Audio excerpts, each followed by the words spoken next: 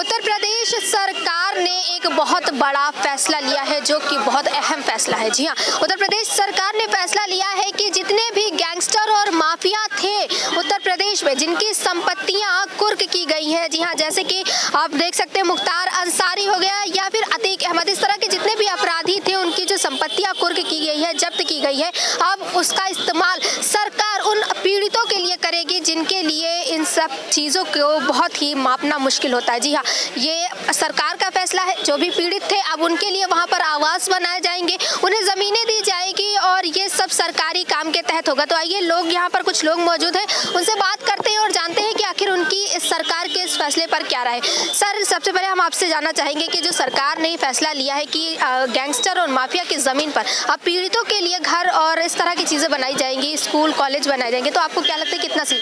बहुत सुंदर है, बहुत अच्छी चीज़ है, बनाना चाहिए। बस ये है जो पीड़ित थे, जो गरीब थे, उन तक वो सुविधाएं पहुंचनी चाहिए। बीच में अधिकारी और उनके नेताओं के बीच में वो संपत्ति खत्म नहीं होनी चाहिए। तो मान लीजिए मुख्यमंत्री जी बहुत अच्छा कार्य कर रहे हैं, लेकिन बीच में जो लोग होते हैं वो पीड़ितों तक वो सामान पहुँचने नहीं देते हैं। इसमें तो अब सरकार का इन्वॉल्वेशन है कि अब वो खुद ही हमने हाथियों में ये ली है, तो हमको नहीं लगता कि ऐसा होगा। नहीं, देखिए, अगर कोई भी जो एक प्रोटोकॉल होता है ना, माननीय मुख्यमंत्री जी ने कह दिया कि ये होना चाहिए, और बीच में अगर कोई अधिकारी बैठा है वो पीड़ितों तक वो चीज़ें ना पहुंचाए, वहां तक गरीबों तक ना पहुंचाए। अब आप देख लीजिए, अभी बहुत सारे आवास मिले हैं, लेकिन आप ग्रामीण क्षेत्रों में चले जाओगे, जिनको वाकई में आवास चाहिए वो आज भी वंचित हैं। तो मैं ये कहना चाहूँगा कि जो माफियाओं की प्रॉपर्टी कुर्क हुई है, वो लीगली जो भी वाकई में गरीब हैं, पीड़ित हैं, उन लोगों से, उस क्षेत्र के लोग, उनको वो चीज़ें सुविधा मुहैया होनी चाहिए। उनको ज़मीन मिलनी चाहिए, उनके बच्चों के लिए पढ़ने के लिए उनकी ज़मीन पर विद्यालय खुलना चाहिए, हॉस्पिटल खुलने चाहिए। ऐसे चीज़ें की जाए तो बहुत अच्छी बात है और सरकार की इस नीति को मैं स्वागत करता हूं और बहुत धन्यवाद उनको देता हूं, और ये अच्छी चीज़ है। अच्छा, ये बताइए कि ऐसे जो मतलब विपक्ष है वो हमेशा से हंगामा करती आई, तो ये कहीं ना कहीं ऐसा तो नहीं कि कहेंगे कि अगर जैसे ये सरकार ने जो ज़मीनें ली है उसके विरोध में जाएंगे या कुछ ऐसा? देखिए, अगर विपक्ष ना हो, ठीक है, अगर विपक्ष ना हो तो सरकार की तानाशाही बढ़ जाएगी, इसलिए विपक्ष होना बहुत ज़रूरी है। कहीं ना कहीं जब सरकार से कुछ कमियां हो जाती हैं तो विपक्ष उनको याद दिलाता है, तो पक्ष और विपक्ष दोनों बहुत ज़रूरी है, ये आप याद रखिएगा कभी भी। तो आप सरकार के इस फैसले से खुश हैं? हाँ, बिल्कुल खुश हैं, क्योंकि उन्होंने कहीं ना कहीं लोगों को दबा के वो प्रॉपर्टी बनाई है। तो अगर उनकी प्रॉपर्टी कुर्क हुई है और गरीबों में जा रही है तो बहुत अच्छी बात है। उनके लिए संसाधन की व्यवस्था हो रही है, स्वास्थ्य की व्यवस्था हो रही है, उनकी आर्थिक मजबूती होगी, सामाजिक मजबूती होगी, ये बहुत अच्छी चीज़ है और ये सरकार की इसका मैं स्वागत करता हूँ। सर, ये बताइए कि सरकार ने अभी एक फैसला लिया है कि जो गैंगस्टर और माफिया थे उनकी संपत्ति जो जब्त की गई है अब उस पर आवास बनाने जा रहे हैं पीड़ितों के लिए, उनके लिए ये ज़मीनों का इस्तेमाल करने जा रहे हैं। इस फैसले से आप कितने सहमत? देखिए, पहले तो मेरी तरफ से, आपके चैनल की तरफ से सभी देशवासियों को संविधान दिवस की बहुत बहुत शुभकामनाएं।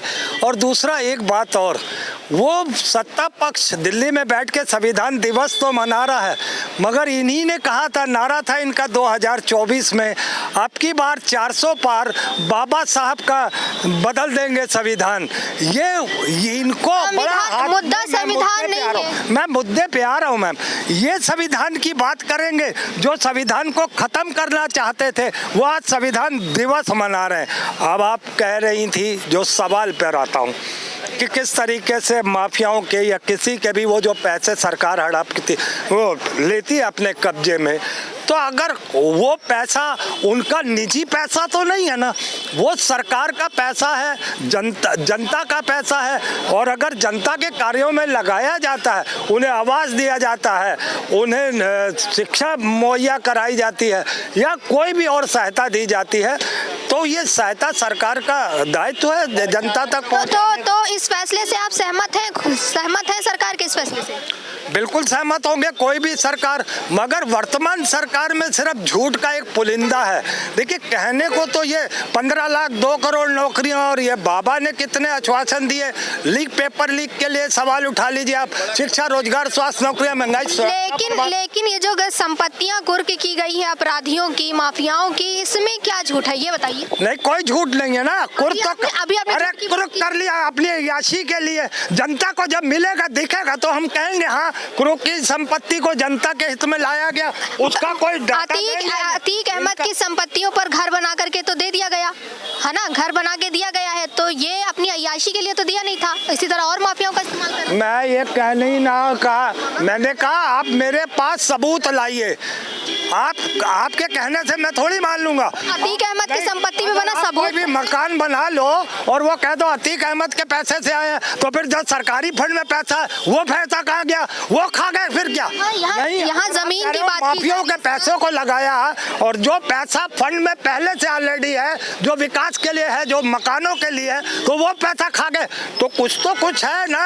इनका कहना है कि जो माफियाओं की जो जमीनें थी जो कुर्क की गई है वो सरकार ने अपने ऐशो आराम के लिए किया। चलिए हम आगे भी लोगों से बात करेंगे, उनसे जानेंगे कि आखिर क्या फैसला है। सर ये बताइए, जो सरकार ने अभी फैसला लिया है कि जो जितने भी माफिया और गुंडे थे उनकी संपत्ति जो कुर्क की गई है उस पर आप पीड़ितों के लिए घर बनाने जा रहे हैं, उनके लिए इस्तेमाल किया जाएगा, कैसा फैसला है? ये बहुत अच्छा फैसला है, समर्थन बिल्कुल समर्थन में है भाई। जैसे जो गरीब घर नहीं पा रहे हैं या मान लीजिए गांव देहात में रह रहे हैं, उनके लिए जो माफिया टाइप में है या भू माफिया है, जो भी जैसे भी प्रकार से उन्होंने तमाम प्रकार से धन अर्जित किया है सरकार से या जैसे भी करके जो है, अगर उसको सरकार को रुक करके अगर गरीबों को दे रही है तो बहुत अच्छा इस पे जो है। लेकिन देखिए विपक्ष तो ये कह रहा है कि सरकार ने ये जो संपत्तियां जब्त की गई हैं कुर्क की है, ये अपने ऐशो आराम के लिए की। अब विपक्ष के पास कोई फार्मूला तो बचा नहीं है, तो वो कुछ ना कुछ तो उसको कहने हैं विपक्ष को ना। अभी देखिए जैसे संभल में जो हुआ है उसमें जब संविधान के सारी चीज़ संविधान के दायरे में रह करके सब कुछ हो रहा था, उसके बाद भी वहाँ दंगा हुआ जो है, पत्थर चले जो है, तो भाई पत्थर चलाने वाले बाहर से तो विदेश से तो कोई आया नहीं है तो यहीं के लोग ना।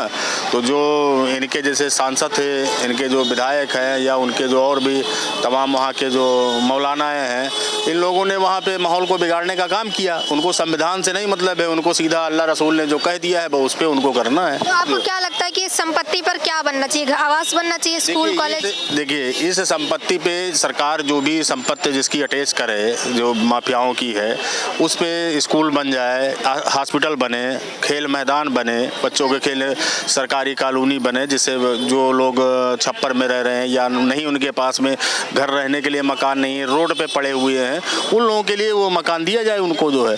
उसमें ये ज़रूर देखा जाए कि मतलब ऐसा तो नहीं कि कहीं जो सिस्टम में लोग बैठे हैं वही अपना हाईजैक कर लें, ऐसा मतलब उसके ऊपर करना चाहिए सरकार को। तो देखा आपने कि कैसे ये उत्तर प्रदेश की जनता उत्तर प्रदेश सरकार के इस फैसले से खुश है और वो पूरा समर्थन करती है कि अगर गैंगस्टर माफिया की संपत्ति है जिसे कुर्क किया गया है, जिसे जब्त किया गया है, उस संपत्तियों पर पीड़ितों के लिए घर बनना चाहिए, स्कूल, हॉस्पिटल, ये सारी चीज़ें बननी चाहिए, क्योंकि ये कहीं ना कहीं पीड़ितों के लिए या फिर गरीबों के लिए एक अच्छा इस्तेमाल है गैंगस्टर की संपत्तियों पर। तो तमाम और इसी तरह की खबरों के लिए जुड़े रहिए KPR के साथ।